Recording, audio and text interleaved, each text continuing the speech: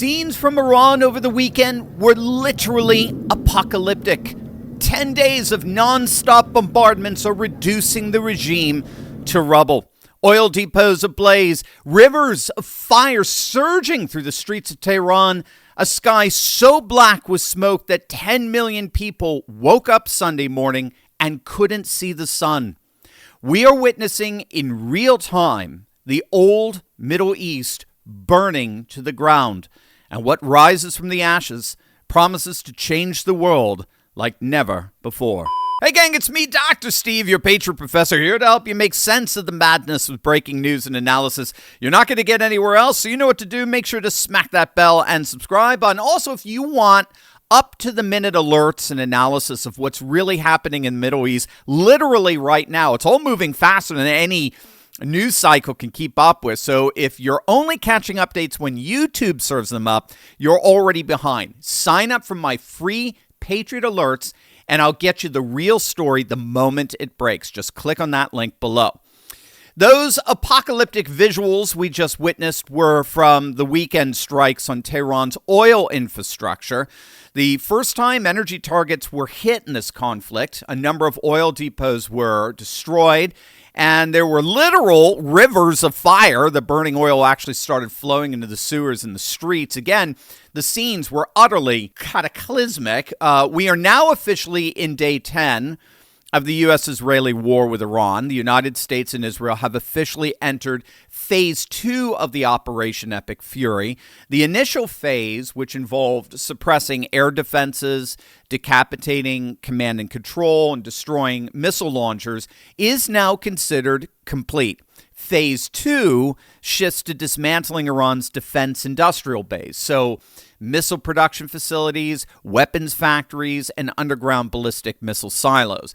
You don't move to destroying production capacity unless you've already largely neutralized existing capacity, which is itself an admission that Iran's current arsenal is functionally spent. Here's where we are at the moment. I want to give a big shout out to our good friend Data Republican, who put together a comprehensive data analysis of the war. It reads like an intelligence brief. It's excellent. The scoreboard is pretty staggering. First and foremost, Iran's missile capability has been functionally destroyed. CENTCOM reports a 90% decline in Iranian missile launches by day 6. 75% of their launchers are gone. Hundreds of warheads destroyed. And the U.S. isn't just hitting the missiles. B-2 stealth bombers are systematically razing the factories that build the missiles. So it's not just the missiles themselves. It's the launchers. It's the production capabilities. They're all being eradicated as we speak. Secondly, the regime's leadership has basically been decapitated. 3 IRGC commanders have been killed in 9 months. The supreme leader, the defense minister, the head of Iran's National Security Council, all killed on day 1 in a daylight airstrike that dropped 30 bombs on Khamenei's compound with zero effective air defense response. Third, we're now getting word that Iran's entire air defense network, their S-300s, the Bavar 373s, they're all now operationally irrelevant. And fourthly, Iran's proxies, the so-called axis of resistance in the Middle East, is basically in ruins. The Syria land bridge to Hezbollah, well, that's been gone since Assad fell in December 2024. Hezbollah itself has been dramatically weakened. Their longtime leader, Nasrallah, was, of course, killed by Israeli forces back in September of 2024. Their precision munitions are largely depleted. Hamas has been catastrophically degraded after 18 months of Israeli ground operations. The Houthis in Yemen, they're thus far sitting this one out. We'll have to see what happens here. The saber is rattling there, but they've also been significantly weakened by U.S. airstrikes in the past. Iraqi militias are under active U.S. strikes. So when all said and done, Iran's 40-year investment in proxy warfare has been substantially dismantled. And contrary to some of the absurdities that we were hearing over the weekend from online doomers and panicans, there will be no ground war. It does not make any sense numerically. Iran has 87 million people, or what is it, 3 times the size of Iraq. And that would require, it's got 636,000 square miles of mountains. I mean, you would need 600,000, 800,000 troops to occupy it. The math kills the idea before strategy even enters the room. The air campaign is the doctrine, and it is already delivering. And I'm going to show you exactly what one war studies analyst is saying is the big takeaway from all of this. This is going to absolutely blow you away. While Trump unleashes a political reckoning, there is another crisis poisoning every American in some way, shape, or form, even in the comfort of our own homes. I'm talking about the microplastic epidemic. Now, you may have heard about this, but this is pretty shocking stuff. Check this out. White ones, we've got clear ones. Tons of microplastics wash ashore all over the world every day. And now for the first time, scientists in the Netherlands have detected microplastic pollution in human blood. All the microplastics and nanoplastics we are exposed to, we inhale and we ingest, that actually, there's so much plastic that it can even enter our bloodstream. The Dutch study on blood samples from healthy adults detected tiny plastic particles in 80% of people. That's right. There's a microplastic crisis poisoning every American in some way, shape, or form. They're in our food, our water, our meats, our proteins. In fact, according to a recent study, we now ingest 6 times more microplastics than in 1990.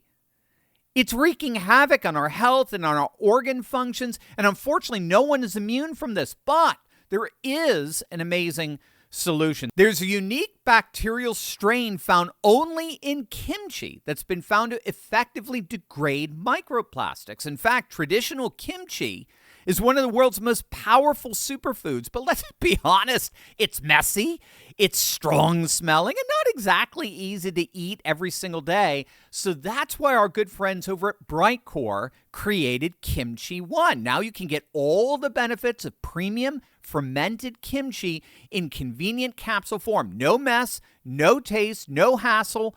I've been taking Kimchi One every single day for months now, and gang, I love it. Each capsule delivers over 900 probiotic strains, live enzymes, and antioxidants that help restore balance in your gut. People are seeing improvements in digestion, bloating, regularity, energy, metabolism. Studies show that kimchi even reduces the risk of obesity. Kimchi One is all natural, non-GMO, and 100% made right here in the USA. It's completely dairy-free, gluten-free, soy-free, so just anyone could take it. I personally love it, and I love knowing that I'm supporting my gut and overall health in one simple step. So if you've been looking for a way to boost your immune system and remove microplastic toxins from your body, this is it. You can get 25% off your order by going to the link below, or for an even better deal, give them a call. My friends at Brightcore would love to chat with you, and they're going to give you 50% off plus free shipping. Call them at 888-597-0233. The first 100 callers to order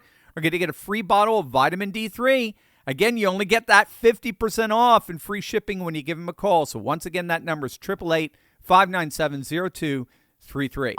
John Spencer, who's the chair of war studies at the Madison Policy Forum, has a very good analysis of the situation on the ground. And what he notes right away is that you can't judge a war by the explosions like we saw at the beginning. You can't judge a war by the headlines or by the latest panic in post. You judge a war by one question and one question only. Is the use of force achieving the political objectives it was designed to achieve, right? So he quotes the famous maxim from the great Prussian military strategist Karl von Clausewitz, who said that war is the continuation of politics by other means. War is fundamentally about bending one side to meet the political objectives of the other. And so, of course, that raises the question, what are Trump's objectives? President Trump laid them out on day one. A permanent end to Iran's nuclear weapons program. The destruction of the missile arsenal Tehran has used to hold the entire region hostage. eliminate Iran's ability to choke global commerce through the Strait of Hormuz, and dismantle the proxy terror networks that have destabilized the Middle East for 4 decades. Secretary Marco Rubio has echoed that. War Secretary Pete Hegseth has echoed that. Joint Chiefs Chairman General Kane, Raisin Kane, has echoed that. It is not fundamentally a regime change war. And that distinction matters, right? We're already seeing a fracture in the regime. Trump would be fine with the regime in place as long as it's the presidential wing that appears to be wanting to make a deal. They're more pragmatic, they're more conciliatory, not the Islamic Revolutionary Guard wing, the IRGC wing. They're the hardliners, as we just saw with their appointment of Mojtaba Khamenei as their supreme leader. And he's apparently even worse than his father. So let's talk about what this is all really about. For decades, Tehran built a grand strategy around chaos. Proxy armies in Lebanon, Iraq, Yemen, Gaza.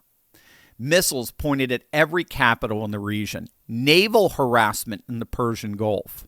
The message was simple and it's very clear. The cost of confronting us Iranians is way too high. You do not want to mess with us.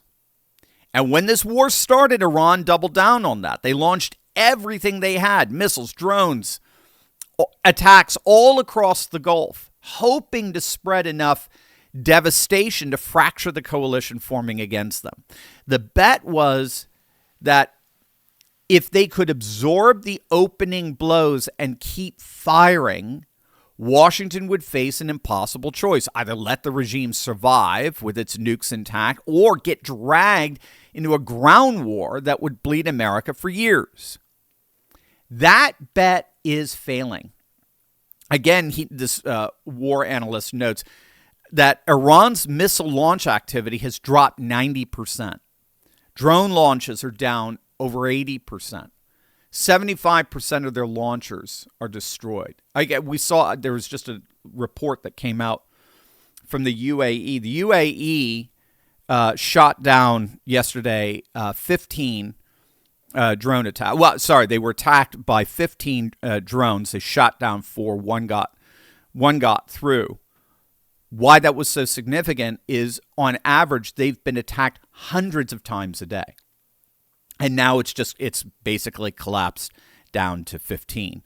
So that appears to be a very clear 85% reduction in their drone capacity. And as we noted earlier, the factories that build the missiles are being leveled one by one.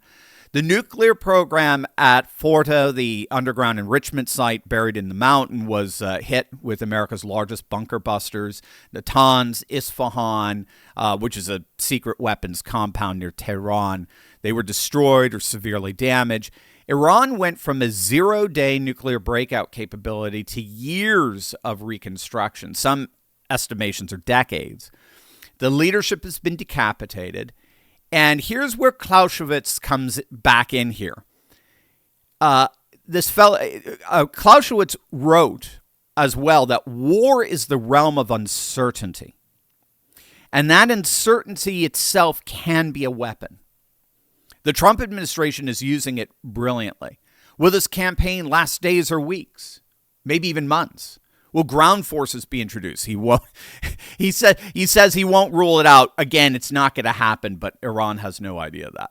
Could Kurdish fighters on Iran's western border get involved? Could Azeri unrest inside Iran explode? Are Azerbaijani forces going to step in as a result? None of these things need to happen. Their mere plausibility forces Iranian leaders to confront multiple simultaneous nightmares they cannot plan for. And so the key here is that based on this analysis, on this assessment, Iran is not shaping this war. Iran is reacting to it. As we stand 10 days in, Iran is not shaping this war. Iran is reacting to it. And again, we're already seeing the cracks. Iran's president publicly apologized to neighboring countries for the regime's attacks. That was an extraordinary signal that the calculus inside Tehran is already shifting. Qatar is throwing Hamas out. The UAE is entering the fight. Hezbollah is weaker than it's been in a generation. The axis of resistance, Iran's 40-year investment in regional terror, is coming apart at the seams. Now, of course, this does not guarantee the outcome. That's not how war works. War never guarantees anything. Nobody can tell you today whether the regime will surrender its enriched uranium, dismantle its missile program, or stop funding terror. But here's what we can say 10 days in. The strategy is clearly working. Force is being applied systematically across every domain: nuclear, missile, naval, leadership, proxy networks. And the measure of strategy is not noise. It's not destruction. It's not cable news chyrons. The measure of strategy is whether force is bending the enemy toward your political objective. 10 days in, that is exactly what is happening.